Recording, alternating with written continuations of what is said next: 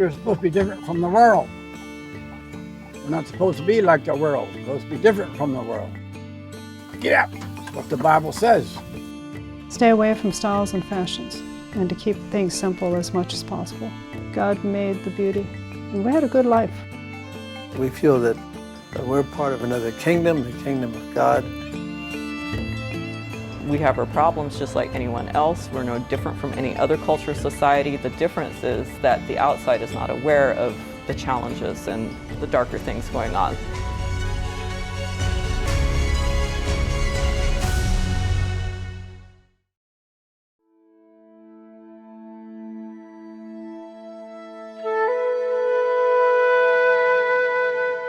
Lancaster County in Pennsylvania is home to more followers of the Amish faith than anywhere else in the world. It's America's oldest Amish settlement, where thousands of people live a way of life that's unthinkable to most modern citizens. We don't have a style. We don't have a real lifestyle. Traditional, I guess, traditional Amish. Yeah, come on. That's how we are. We don't change a whole lot. Come on, from generation to generation. Get up, come on. Many Amish here are reluctant to speak on camera. Those who do often don't want to show their faces. My name is Reuben Ash. Ash goes way back to Europe, originated in Switzerland. The Ashes came over in 1776. First Amish came over in the early 1700s.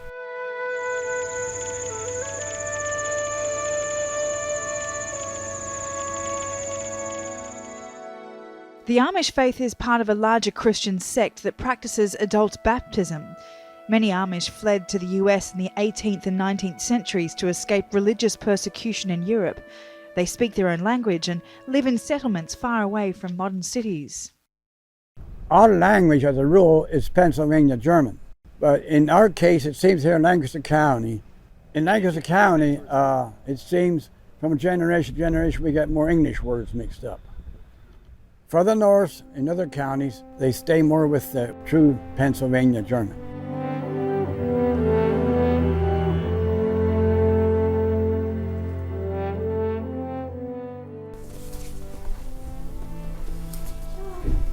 As the way I see it, you grew up that way, and you pretty much know what's expected when you reach a certain age and you become a member of the church. That is, there's no given age on that, but when you get it in being your upper teens, that's kind of the expected thing, and that's what you want to do. And then you eventually try and you find a partner and get married, and then even if you don't have a business of your own, you work somewhere, work for somebody, and it's just our way of life. It's really no different than anybody else, even though a lot of people look at us like we're different. I don't feel like I'm different. The Anabaptists have chosen to baptize people as adults because they feel that baptism needs to accompany one's own decision about becoming a Christian. The Amish concern, as they looked at other Anabaptist groups, is that these Anabaptist groups were becoming more friendly with the world, and so they set up certain practices to try to keep the Amish more separate from the world.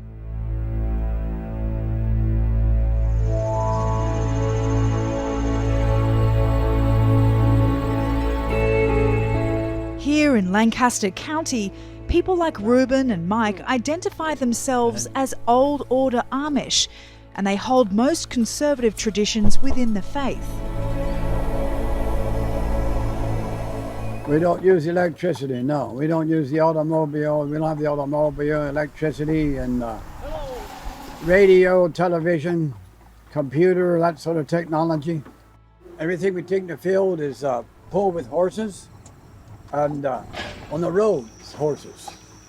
Now we can hire someone when we want to go long distance. Then we hire someone to take us, but we don't go ourselves.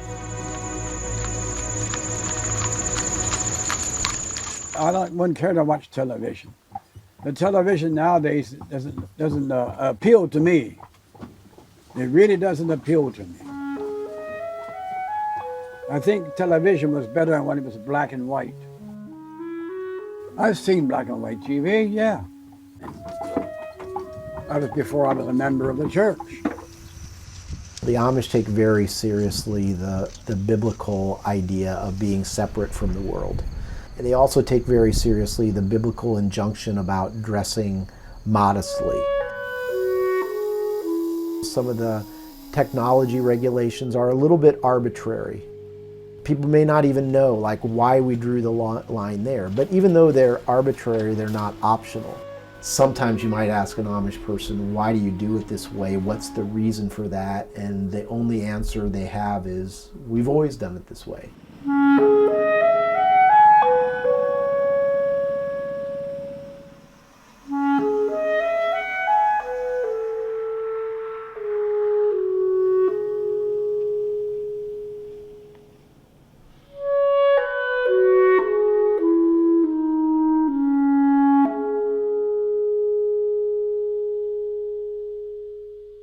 I feel the Amish, in terms of maintaining the traditional lifestyle and being a member of the church is right for some people, but it's not for everybody. It's not a one-size-fits-all kind of thing, and within us Amish, the belief is that this is a one-size-fits-all.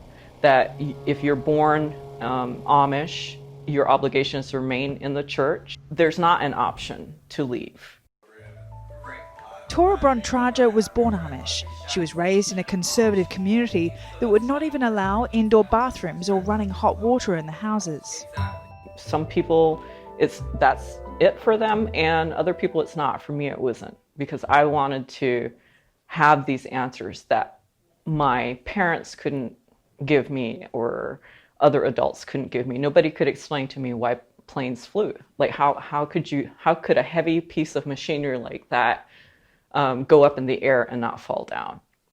And we didn't have science, so I didn't even understand the basic sort of lift and, whatever goes on.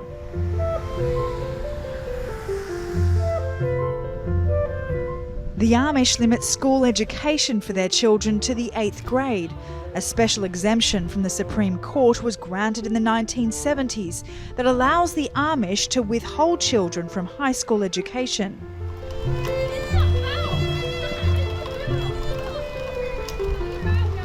The Amish felt like they wanted to limit their children to 8 grades because why did they need more education? Only bad things can happen with a high school education. They can start thinking new ideas that aren't good Amish ideas, or they may be interacting with non-Amish kids at an age where they're beginning to think about dating and pairing up. At the age of 15, Tora left home to build a new life for herself outside of the Amish community. She worked hard at her education and ultimately attended Columbia University, becoming the first Amish person to graduate from an Ivy League school. I had a very abusive childhood, and I needed to get away.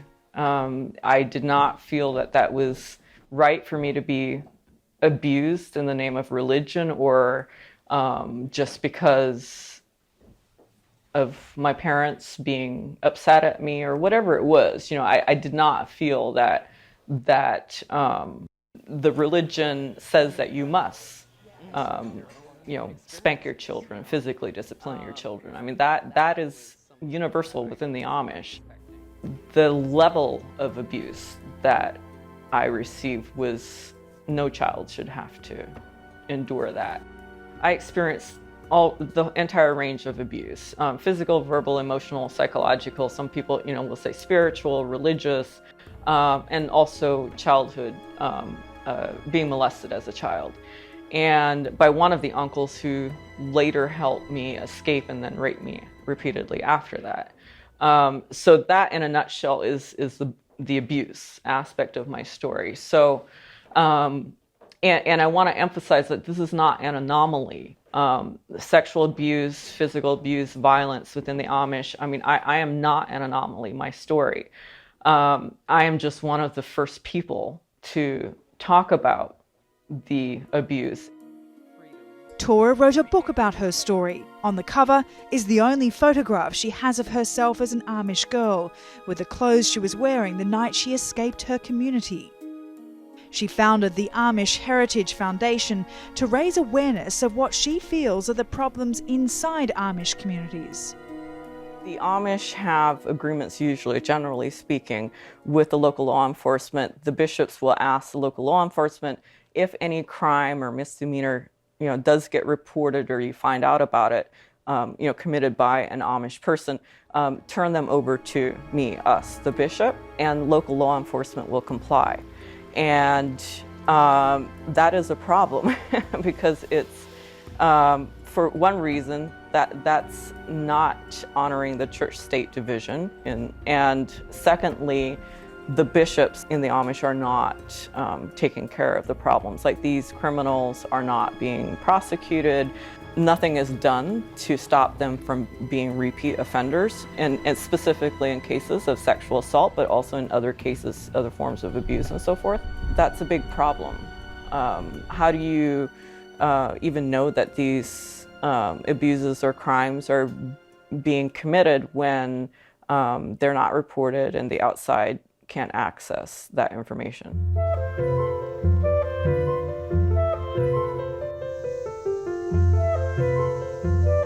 Pennsylvania is home to another Anabaptist sect known as Mennonites. They have similar beliefs to the Amish, but are a little more open to accepting a changing, more modern life. I often describe ourselves as modern Amish. That's about the best explanation understood that I can give to a nominal American. We still have a lot of Amish values, but we have modern conveniences. We're not horse and buggy people. We're not restricted to a lot of rules and regulations. Well, the Mennonites have progressed over the years. There was a time years ago when the Mennonites and Amish were pretty much the same, but the Mennonites have progressed. The Amish have said, we're going to maintain a simple life and we don't need to move on and progress this. But the Mennonites have decided to continue in progression in life. We travel a lot. We have modern conveniences, although we have some restrictions. We don't have TV in our home, but we do have the computer. What's the difference? A lot of people can't understand that. But we can control the computer. For myself, I was sort of glad to get rid of the horse and buggy because it really did restrict you as far as getting something done quickly and run to town when you needed to get something. Now, horse and buggy, when I liked it, was on a moonlit night when you had all the time in the world and everything was quiet and you had no top on your buggy and you were clopping down the road and you heard the frogs croak in the ditch, see the rabbits run. That was my favorite part. But in the wintertime, it was cool. Maddie and Sam became Mennonites many years ago when their parents left the Amish church. I grew up in Kelowna, Iowa, a little Amish girl from the time I was from birth to 16. I grew up on a farm. My father was a bishop of the church, so he was very busy with church activities. My father started getting into the evangelistic work, and in order to do that, he needed to have a better mode of transportation and saw the need of leaving the Amish and joining a more modern Mennonite church or modern Amish. He bought a car and we left the Amish as such. Each one. You're going to pick all these? Yeah. And these?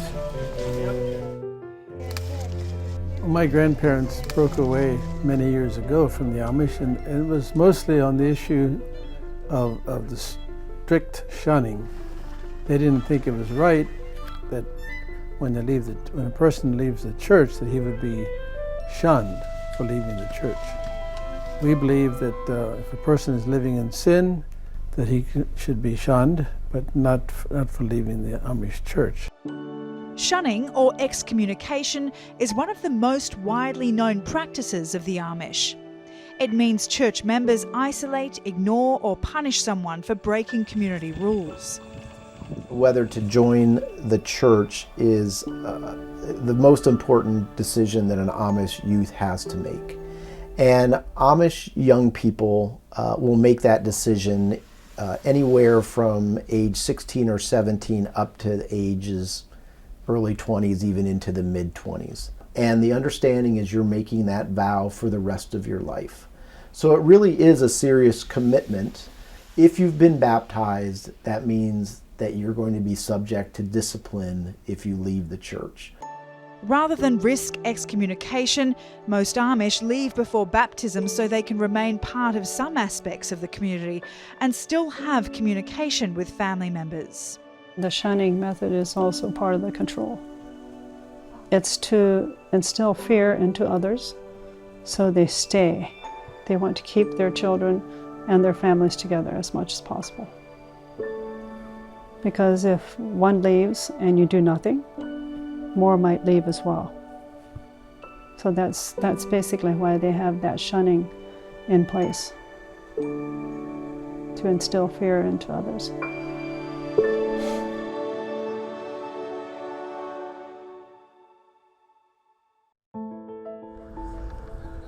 Although most Amish maintain strict boundaries with modern life, there are places where the rules are relaxed a little. Pinecraft is a resort town on Florida's Gulf Coast. It's known as Amish Las Vegas and has a relaxed culture compared to the traditional Amish lifestyle in northern states. I must say that first winter down here, I hated. But I actually came down here with not knowing anybody, all by myself. I didn't talk, I watched, I observed, and I thought these people here are the most worldly plain people that there are. I realized if I want to get to know people, if I want to have friends, I have to go and play cards or marbles when I'm invited. Because, and then I came to the realization, well, it's no sin to play a marble game, or for adults to play. That's really, it was not the marble game itself. It was that games are for children, not for adults. And I realized down here that no, that is friendship. I don't plan on it. They don't like it if I say it. But what you do in Pinecraft stays in Pinecraft. That was, but like I'm describing, not so much maybe the dress or what they do, but they don't have the religious things attached to it. And it gives them a freedom. I mean, just a relaxed, it doesn't matter down here. Pinecraft is more of a vacation destination for Amish and Mennonite people, but there are also a small number of people from both communities who decide to settle there. I am not a fan of the cold weather up north. It tends to get really cold and snowy and all that, and I enjoy the warm sunshine and all that. You get to meet a lot of new friends down here. I'm very much a people person, so I enjoy expanding my world a little bit, getting to know new people from all kinds of different states. I feel like sometimes up north you feel a little bit more sheltered than down here, but we still live the same lifestyle down here too, somewhat. There's no agriculture, so there's no farms, and they don't bring their Amish buggies and horses down here because there's no place to put horses. So it does feel a little different on the streets. They would not have electricity in the northern locations, but down here in their houses they would have electricity. But they wouldn't have TVs or anything down here. So there is a little different feel. They do have a few more lifestyle upgrades here in Florida. For some, Pinecraft is a last resort before leaving the faith altogether. So many of the people here back then that started Pinecraft were some that did not fit in up north. This has been the place for those people. They come down here and nobody pushes them or puts pressure on them. It is true that some of them come down here and never go, and then leave the Amish or leave the Mennonites or whatever. That happens all the time.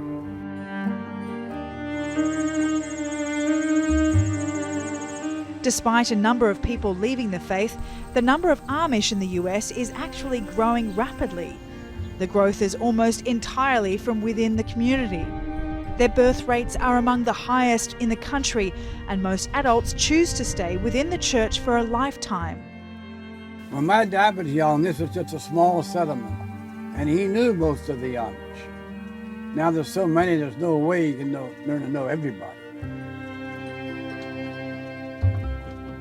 And there's a lot more of the Amish, you know. There's so many here, there's no way you know everybody. And it also, a lot of migrated to Ohio. Now Ohio has as many Amish as what we do.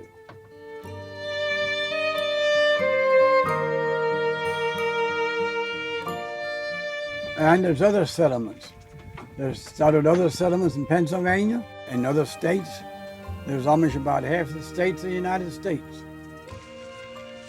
50 years ago, nearly all of the Amish supported themselves by farming. Today, tourism has become another important source of income for them. After handing off his family farm, Reuben started driving buggies for tourists as part of Lancaster's booming tourism industry. Years ago, most of us were farmers. Everybody around here years ago would have been farming. Not just the Amish, but everybody, years ago. But our people stayed with the farming longer. But now not everybody can be on the farm. When my dad was young, practically everybody was on the farm. Now there's a lot of people are working away from home.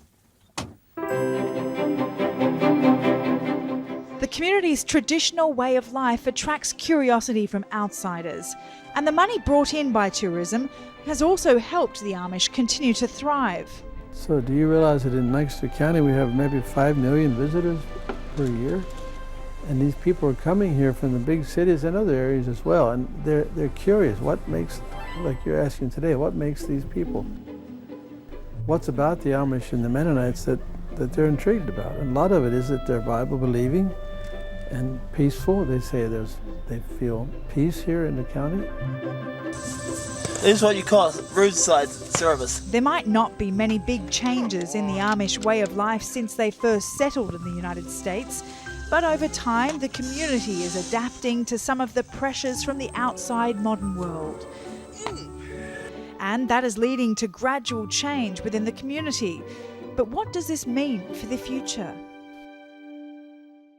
Yeah, the future of the Amish is always a dangerous thing to start talking about, because I can take you back to the 1920s and 1930s and show you articles by very, very smart sociologists that are very sure that the Amish are in the last couple decades of their existence. They just don't see how the Amish can resist all the fruits of progress and cars and whatever they can imagine as being good things. So I would never make the prediction that the Amish are on their last legs. There are certain things that were not allowed at one time, and they see that it may not work out in the long run to keep our people where we have it, because of as times change, people change. They also see that they need to change the rules somewhat to accommodate that. We have our problems just like anybody else. We have our challenges. We're not, some peaceful, gentle folk, which is what academia, so-called experts on the Amish, who are neither Amish nor learned our language, they manufactured this peaceful, gentle folk image of us. That is not correct. That's not factual. And that image comes at a great price to us children who are inside the community who are suffering. And even though there are many persons who do leave, perhaps there are still many who don't. So the church is growing. We try to remember who we are, where we came from, where we're going, and keep our journey as simple as possible through life and avoid distractions. That's why they keep things down to earth and as simple as possible. I'm okay the way I am, and I am allowed to dress the way I want to dress, and it doesn't matter. And in the eyes of God, it doesn't matter. But for a lot of these people that we just grew up that way, thinking that it matters, find out that it doesn't matter. And every Amish person that is down here, that even lives down here, they are Amish because they want to be Amish. Nobody down here has to be. It is those that want to. And then it goes the same way with Mennonite or whatever. Be who you are.